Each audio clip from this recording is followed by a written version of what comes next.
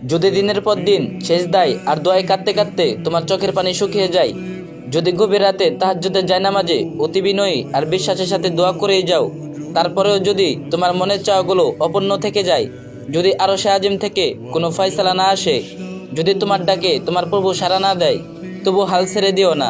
হে মুমিন, ধৈর্যহারা হয়ে যেও না। হে ধৈর্যশীল, তবু হতাশ হয়ে যেও না। হে বিশ্বাসী, সাহায্য আসবেই, আসবে ইনশাল্লাহ।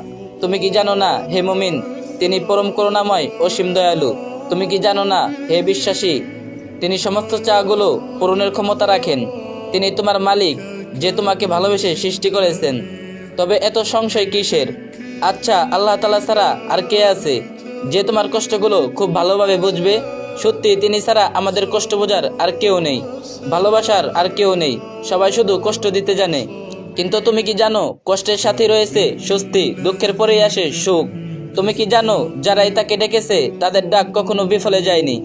তিনি জানেন তোমার মন কি চাই, চিন্তার কোনো বিষয় নয়, কারণ তোমার রব তোমাকে এত দিবেন যে তুমি খুশি হয়ে যাবে। মনে রেখো, আমার রব কেবল তার রহমতের আশ্রয় ডাকেন, এবং দোয়া করতে পারাটাই দোয়া কবুলের পূর্বাভাস। রবের প্রতি বিশ্বাসে আটল থাকো, বিশ্বাস রাখো, ধৈর্য ধারণ করো, জয় তোমার হবে ইনশাল্লাহ। হে আমাদের রব, আমাদের সকলের মনের নেক আশাগুলো পূরণ করে দিন, আমিন। আর ভিডিওটা একটা শেয়ার করে দিন, আর যে যত পারেন বেশি বেশি কপি লিঙ্ক করে দিন।